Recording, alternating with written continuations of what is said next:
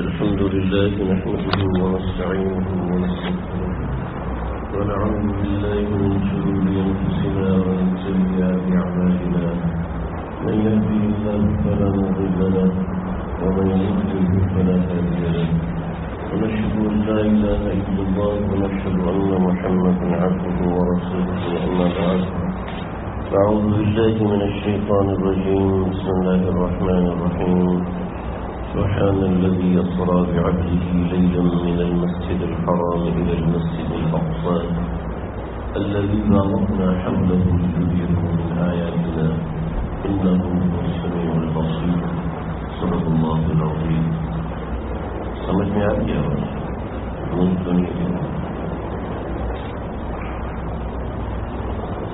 اللہ تعالیٰ نے اپنے نبی کو اپنے پاس بلایا اور جنت جہنم کی سیر کروائی. ایک ہی رات میں بیت المکرم سے بیت المقدس تک لے گئے. یہ سارا کا سارا سفر کل ملا کے معراج کہلاتا ہے. اصل میں یہ دو سفر ہے. ایک سفر سفر اسرا، دوسرا سفر سفر معراج. ایک سفر سفر اسرا، دوسرا سفر سفر معراج. اسرا کہتے ہیں. سبحان الذی اسرا بعبدہ. اسرا کہتے ہیں وہ سفر جو رات کے وقت کیا جائے. دن کے وقت جو انسان ایک جگہ سے دوسری جگہ پہ جاتا ہے اس کو سفر کہتے ہیں، اور رات کے وقت جو انسان ایک جگہ سے دوسری جگہ جاتا ہے تو اس کو اسرا کہتے ہیں. سبحان الذی اسرا بعبدہ لفظ اسرا مصدر اسرا ہے، ماضی کا صیغہ اسرا ہونے کا. تو اللہ تعالیٰ رات کے وقت آپ کو لے کر چلے من المسجد الحرام الی المسجد الاقصی، مسجد حرام سے مسجد اقصی تک. تو یہ رات کا یہ جو سفر ہے اس کا انکار کفر ہے. اور بیت المقدس سے آپ علیہ السلام معراج پہ گئے ہیں، اس کو معراج کہتے ہیں. جو رات میں چلنے کا سفر ہے یہ ہوا ہے براق پر، اور بیت المقدس سے لے کے آسمانوں پر جو سفر ہوا ہے وہ سفر ہوا ہے رف کے اوپر. میں کچھ باتیں اس کے حوالے سے بتاؤں گا. اصل مقصود یہ نہیں ہے. اصل میں رجب کے مہینے کے اندر آپ علیہ السلام کو اللہ رب العزت نے معراج کا سفر کروایا تھا. آپ علیہ السلام طائف میں تبلیغ کے لیے گئے اور طائف والوں کو تبلیغ کی تو انہوں نے آپ علیہ السلام کی تبلیغ کے اوپر آپ صلی اللہ علیہ وسلم کو تکلیف پہنچائی، پتھر مارے، مذاق اڑایا اور اتنا مارا کہ آپ علیہ السلام کا بدن مبارک لہو لہان ہو گیا اور آپ کے جوتوں سے خون بہہ رہا تھا. یعنی جوتے لکڑی کے کھڑاؤ ہوتے تھے جیسے آج کل فوجی بوٹ ہوتے ہیں. فوجی بوٹ اگر آپ لوگوں نے دیکھو کہ پنڈلی تک آ رہے ہوتے ہیں. تو آپ علیہ السلام کے جو جوتے تھے ان میں خون جیسے بالٹی بھرتی ہے ایسے خون بھر کے اور اوپر سے بہہ رہا تھا کہ آپ کے جوتے مبارک خون سے بھرے ہوئے تھے. فرشتہ آیا آپ کے پاس اور کہنے لگا آپ اجازت دے تو ان سب کو ملا دو. دونوں پہاڑیوں کو آپس میں ملا دو تو یہ ملیا میٹ ہو جائے. تو آپ صلی اللہ علیہ وسلم نے دعا دی کہ یہ نہیں تو ان کے آنے والی نسلوں میں سے کوئی اس کام قبول کرے گا. یہ واقعہ تھا اللہ نے سنے ہوئے، میں آپ کو بور نہیں کرنا چاہتا. میں جو آپ کو بات بتانا چاہتا ہوں بڑے استاد محترم حضرت مولانا روح امین صاحب کا اور برکات ہوں. جب یہ ہمیں واقعہ اسرا پڑھا رہے تھے تو فرمانے لگے کہ معراج طائف والوں کو اللہ رب العزت نے یہ کہا تو تھا کہ آپ اجازت دیں تو ہم دونوں کو ملا دیں، لیکن اللہ ان کو عذاب نہیں دینا چاہتے تھے. اس کی وجہ یہ کہ جہاں پر میرے آقا علیہ السلام کا خون بہا ہے وہاں پر عذاب کیسے آ سکتا ہے؟ وہاں نہیں آئے گا عذاب. میرے آقا صلی اللہ علیہ وسلم کے قدم جہاں پر لگ جائیں وہاں عذاب نہیں آتا. تو جہاں خون مبارک گرے تو وہاں کیسے عذاب آئے گا؟ اب پہلے اگر عذاب آیا ہو تو وہ الگ بات ہے، لیکن جہاں میرے آقا علیہ الصلوۃ والسلام کا خون بہا ہے وہاں عذاب نہیں آئے گا انشاءاللہ۔ وہاں عذاب، اللہ کا عذاب متوجہ نہیں ہوگا، کہ اللہ رب العزت کی رحمت جہاں جب ایک دفعہ متوجہ ہو چکی تو اللہ کا عذاب متوجہ نہیں۔ ہم نے اس طرح سے پوچھا کہ ہندا نے آپ علیہ الصلوۃ والسلام کو بڑی تکلیف پہنچائی تھی، لیکن ہندا کو صحابیہ بنا دیا، ہندا کو صحابیہ کا درجہ دی تھی، رضی اللہ عنہ ورضوا عنہ، وہ داخل ہو گئی ہے۔ تو حالانکہ ہندا نے تو حضرت حمزہ کا کلیجہ چبایا تھا، اور آپ نے فرمایا تھا ہندا مسلمان تو ہو گئی ہو لیکن میرے سامنے نہ آنا، کہ جب تم میرے سامنے آؤ گی تو مجھے میرے چچا یاد آئیں گے، ان کا غم مجھے تازہ ہوگا۔ تو آپ علیہ الصلوۃ والسلام کو اتنا غم ہے، اتنا دل مقدر ہے، لیکن اس کے باوجود ہندا نے اسلام قبول کر لیا، صحابیہ ہو گئی۔ تو فرمانے لگی کہ بات یہ ہے کہ ان کے جسم میں حضرت حمزہ کا عضو چلا گیا تھا، حضرت حمزہ کا کلیجہ چبایا تھا تو کچھ ان کے اندر بھی چلا گیا تھا، تو ان کے جسم میں حضرت حمزہ کا عضو چلا گیا تھا۔ جو عضو کی برکت یہ ہے کہ وہ جہنم میں نہیں جل سکتی، کہ نبی اکرم صلی اللہ علیہ وسلم کے چچا کے ایک عضو ان میں چلا گیا تو اب وہ جہنم میں نہیں چلے گی۔ یہ تکوینی معاملہ ہے، یہ اللہ رب العزت کسی کسی کو عطا فرماتے ہیں، ضروری نہیں کہ ایسا ہو، روایت الحدیث سے ثابت نہیں ہے، لیکن میں بتا رہا ہوں کہ اللہ کو اپنے پیارے آقا صلی اللہ علیہ وسلم سے ایسا تعلق اور ایسا لگاؤ ہے کہ حضرت ہندا کو حضرت ہندا بنا دیا، کہ آپ علیہ الصلوۃ والسلام کے چچا کا ایک جزو ان کے جسم میں چلا گیا، اور اس کی وجہ سے اللہ رب العزت نے کیا کیا مقام دے دیا۔ اس میں بہت باتیں ہیں، بہت ساری چیزیں ہیں، میں اس طرف نہیں جاتا۔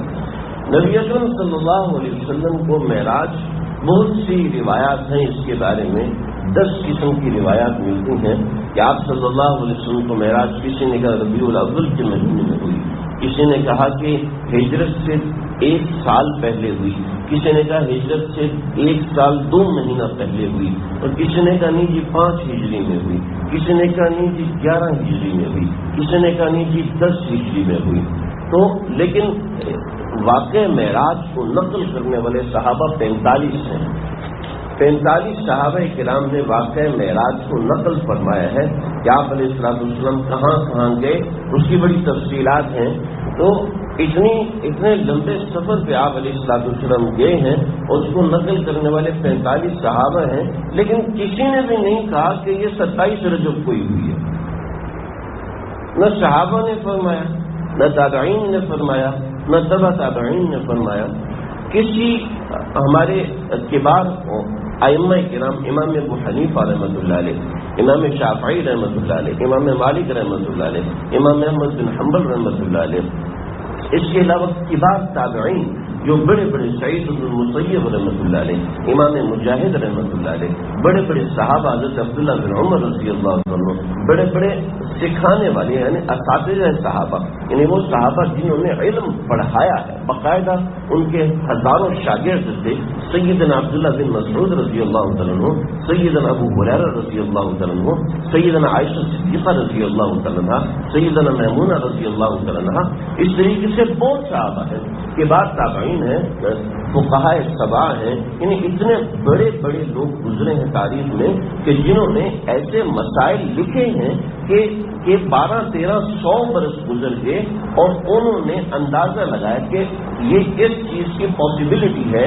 اس چیز کا امکان ہے، اگر یہ مسئلہ ہو تو یہ جواب ہے، اگر یہ مسئلہ ہو تو یہ جواب ہے، اگر یہ مسئلہ ہو تو یہ جواب ہے، یعنی ازمپشن بیس مسائل کو قائم کیا، اصول بنائے اور ان اصولوں کے جوابات دیے، اور 1400 برس گزر رہے ہیں، انہی بنیادوں کے اوپر آج بھی مسائل بتائے جاتے ہیں، انہی بنیادوں کے اوپر آج بھی فقہ کو مدون کیا جاتا ہے۔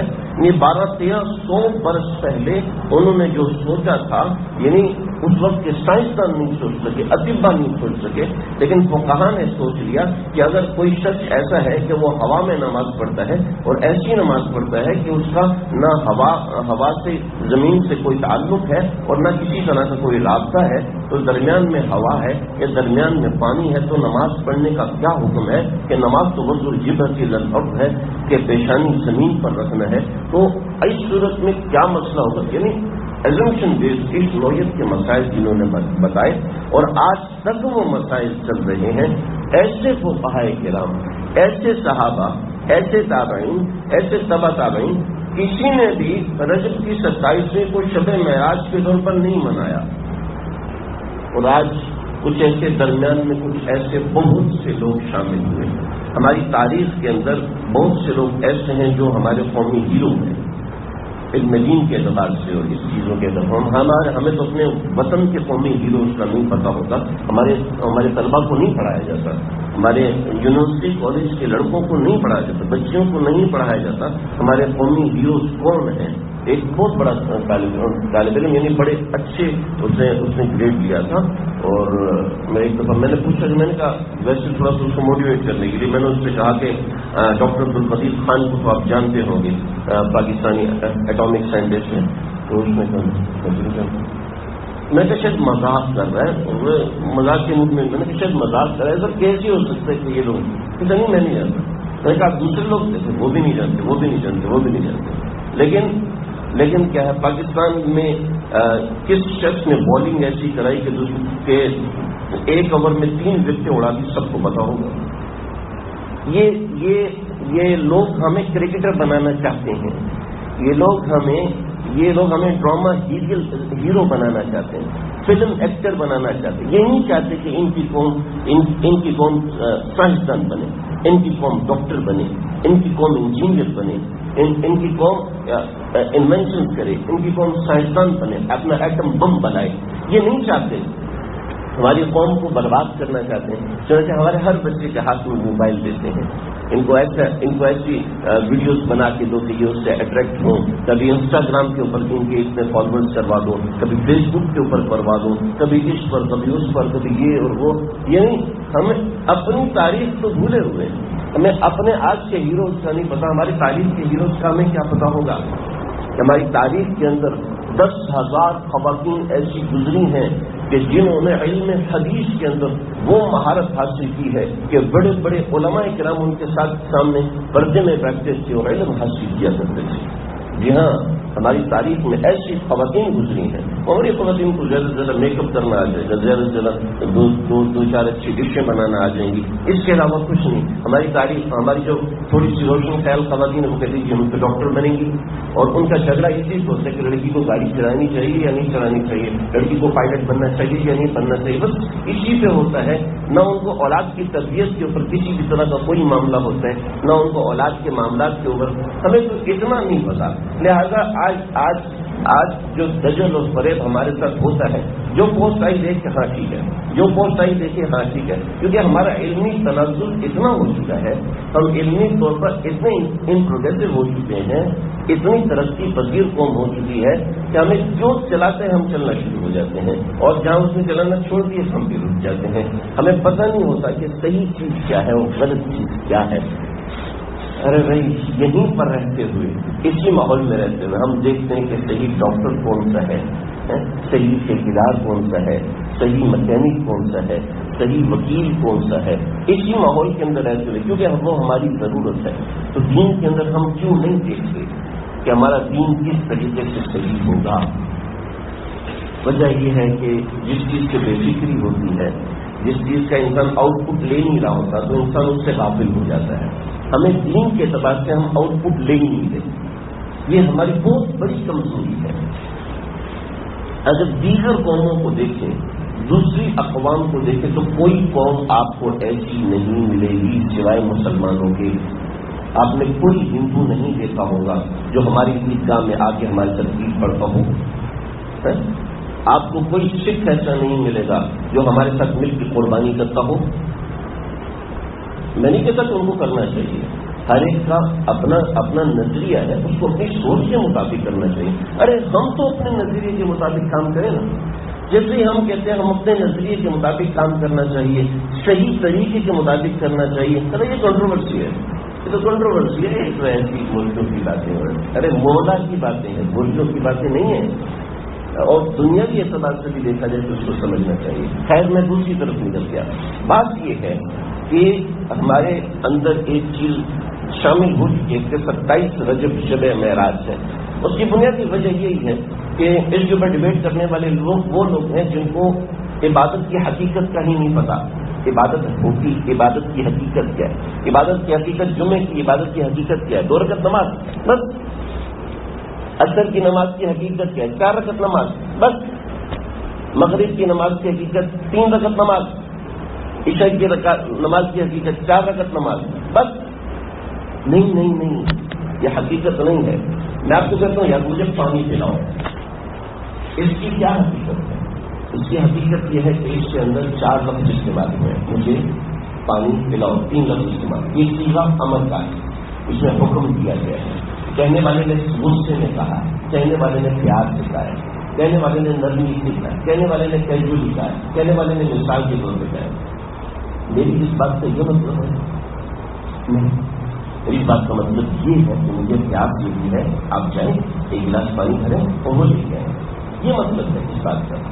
ایسے ہی نماز کی حقیقت 2 رکعت، نماز کی حقیقت 4 رکعت نہیں بھائی. اس کی حقیقت یہ ہے، کیا ہے اس کی حقیقت؟ اللہ کرے اللہ میرے دل میں ہوتا ہے، اللہ ہم سب کے دل میں ہوتا ہے. عبادت کہتے ہیں اللہ تعالیٰ نے ہمارے ذمے جو کام لگائے ہیں ان کی نسبت ٹھیک ہو جانا. یہ حضرت مولانا شاہ القادر رحمۃ اللہ رحمۃ اللہ علیہ نے لکھا ہے. عبادت اس کو کہتے ہیں کہ ہماری جہاں جہاں نسبتیں اللہ نے قائم کی ہیں وہ نسبتیں صحیح ہو جائیں. میری نسبت اللہ نے میرے ماں باپ کے ساتھ قائم کی، یہ صحیح ہو جائے، یہ بھی عبادت ہے. میری نسبت اللہ رب العزت نے میرے بچوں کے ساتھ قائم کی ہے، یہ ٹھیک ہو جائے، یہ بھی عبادت ہے. میری نسبت اللہ تعالیٰ نے میرے رسول صلی اللہ علیہ وسلم کے ساتھ قائم کی ہے، ابھی ہے کہ نہیں ہے؟ میرے اور ہماری اور اللہ کے نبی کے درمیان ایک نسبت ہے، وہ ہمارے نبی ہیں اور ہم ان کے امتی ہیں. نسبت ہے. اللہ رب العزت ہمارے خالق ہیں اور ہم اس کی مخلوق ہیں، یہ ایک نسبت ہے. نسبت مانی ایک کنیکشن ہے، ایک تعلق ہے. میرا اور اللہ کا ایک تعلق ہے. یہ نسبت درست ہونے کا نام عبادت ہے. ماں باپ کے ساتھ جو نسبت ہے، میں اس کو تھوڑا واضح کر دوں، اللہ کرے یہ بات سمجھ گیا. ماں باپ کے ساتھ نسبت ہے، ایک تعلق ہے. کیا ہے کون کا تعلق؟ بس فرمانبرداری کا تعلق. وہ جو کہیں میں ان کی بات مانوں، ان کا دل نہ دکھاؤں. اللہ نے ولا تقل لهما اف ولا تنهرهما وقل لهما قولا كريما واخفض لهما جناح الذل من الرحمة وقل رب ارحمهما كما ربياني صغيرا. تمہاری ان کے ساتھ نسبت یہ ہے کہ وہ تمہارے سامنے برہم ہوں گے تمہاری ٹھیک بات کے اوپر. تمہاری غلطی نہیں ہوگی پھر بھی غلطی نکالیں گے. تم قابل ڈانٹ نہیں ہوگے پھر بھی تمہیں ڈانٹ لگائیں گے. تمہارا حق ان کے اوپر نہیں بنتا ہوگا لیکن پھر بھی وہ حق دکھلائیں گے. ولا تقل لهما اف زبان نہیں کھولی، زبان یہ ولا تنہرهما ان کے اوپر برہم نہیں ہونا. وقل لهما قولا كريما. اگر غصہ آ بھی رہے تو نرم بات کہنا. پھر اس کے بعد کیا کہنا؟ ان کے سامنے آدمی کی کھڑی کی شدہ ہے آنکھیں دکھا رہے ہیں اور وہ کیا کریں؟ اللہ نے منع کیا تو منہ نیچے کرنا، آنکھیں دکھا رہے ہیں نہیں. ان کے سامنے جھک کے رہے اور اس کے بعد کیا کرنا ہے؟ ان کے لیے دعا بھی کرنا ہے. بندہ جھک کے نہیں رہتا، ٹھیک ہے جھک کے رہ گیا لیکن دعا کرنے میں تکلیف ہوتی ہے.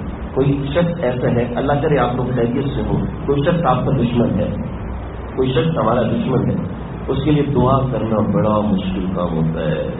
ایک شخص نے آپ کو سریعام گالی دے دی، اللہ نہ کرے کس کے ساتھ ایسا ہو. ایک شخص نے آپ کے پیسے لگا دیے، آپ اس کے لیے دعا کریں، بڑا مشکل کام ہے. کبھی کر کے دیکھیے گا، بہت مشکل کام ہے. اس کے لیے دعا، جس شخص سے آپ کو چڑ ہے، برا لگتا ہے، اس کے لیے دعا کرنا بڑا مشکل کام. اللہ نے کہا نہیں، تمہیں ان کے لیے دعا بھی کرنی ہے. اس طرح تمہاری نسبت ہمارے والدین سے صحیح ہو جائے گی. نماز اللہ رب العزت سے تعلق، اللہ رب العزت کی عبادت کیا ہے؟ اللہ کی نسبت صحیح ہو جانا. اللہ سے جو ہماری نسبت ہے وہ کیسے صحیح ہوگی؟ نماز سے صحیح ہوگی، ذکر سے صحیح ہوگی، تلاوت سے صحیح ہوگی، اللہ کے احکام ماننے سے صحیح ہوگی. اس کا نام عبادت ہے. ایاک نعبد، اللہ جی ہم تیری ہی بندگی کرتے ہیں. یعنی تو نے جو والدین کے ساتھ ہماری نسبت لگائی ہے نا، اس لحاظ سے ہم ان کے ساتھ جڑ کے رہیں گے.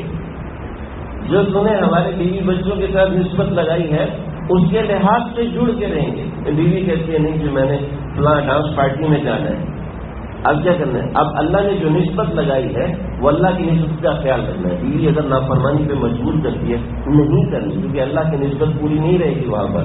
اللہ کرے میری بات سمجھ میں آ جائے. تو ایسے ہر عبادت میں اللہ کی نسبت قائم ہونا ضروری ہے. عبادت کا مقصد ہی یہ ہے کہ اللہ سے نسبت، ہم جو سجدہ کرتے ہیں یہ نسبت کی انتہا ہے. ہم اللہ کی قدموں میں سر الساجد یسجد بین قدمي الرحمن، سجدہ کرنے والا اللہ رب العزت کے قدموں میں ایک گویا کہ اللہ کے قدموں میں سجدہ کر رہا ہوتا ہے. تو اللہ سے نسبت ایک قائم ہو رہی ہوتی ہے نماز کے ذریعے سے. اللہ سے نسبت، تو اللہ سے نسبت اس طریقے سے ہوگی جس طریقے سے اللہ نے فرمایا. چنانچہ وہ اللہ نے جو فرمایا ہے وہ کبھی تو اللہ نے براہ راست خود فرمایا، کبھی اللہ نے اپنے پیغمبر سے کہلوایا، اور کبھی اللہ رب العزت نے اپنے نائبین سے، اپنے انبیاء کے نائبین سے، علماء ورثۃ الانبیاء. میں بات کر رہا تھا کہ یہ جو 27 رجب کے بارے میں مشہور ہے کہ اس کا ایک روزہ 1000 روزوں کے برابر ہے، یہ بالکل غلط بات ہے. اس صحیح حدیث سے ثابت نہیں ہے. ہماری تاریخ میں جو بات میں کرتے کرتے نکل گیا، بہت سے ایسے لوگ آئے ہیں جنہوں نے ہمارے دین کو ڈسٹریکٹ کرنے کی کوشش کی ہے، جو آج بھی ایسی کوششیں کر رہے ہیں. اور انہوں نے ایک طریقہ اختیار کیا کہ جعلی قسم کی روایات بنانا شروع کی، اور جعلی قسم کی روایات گھڑ کے لوگوں کو بتانا شروع کر دی. ان میں ایسی بہت سی روایات ہیں، اور ہمارے علماء کرام نے ان کا ایسا زبردست پکڑ کی ہے. چنانچہ علامہ ابن حجر الاسقلانی رحمۃ اللہ نے تبیین العجب بما ورد فی فصل رجب ایک کتاب لکھی. اس میں ایسی ساری روایت جمع کی ہیں کہ رجب کے لوگوں نے من گھڑت قسم کی روایتیں مشہور کرتی ہیں اور سوشل میڈیا پہ بھی چل رہی ہیں. میرے پاس بہت سی ایسی روایت لوگوں نے دیکھی ہیں کہ 12 رکعت نماز ایسے پڑھنی ہے، اس میں پہلی رکعت میں یہ پڑھنا، دوسری رکعت میں یہ پڑھنا، تیسری رکعت میں یہ پڑھنا، چوتھی رکعت میں یہ پڑھنا، کیونکہ یہ نماز فاطمی ہے. اسی طریقے سے یہ رات مریم بی بی والی رات ہوتی ہے. تو اس طرح کی ایسی روایت کہیں سے بھی ثابت نہیں ہے. لہذا رجب کے اندر عبادت کرنا، یہ رجب اللہ کا مہینہ ہے اور اشہر حرم میں سے اس کی بڑے فضائل ہیں رجب کے، اور بہت سی چیزیں ہیں رجب کے حوالے سے. لیکن 27ویں رجب کو خاص طور پہ شب معراج کا اعتقاد رکھنا یہ صحیح ہے. بعض لوگ کہتے ہیں جی کیا ضرورت ہے یہ ہمیں سمجھنے کی، جو رکھتا ہے رکھے، جو نہیں رکھتا نہ رکھے. جی جو رکھتا ہے، جو اعتقاد رکھتا ہے رکھے، جو نہیں رکھتا نہ رکھے.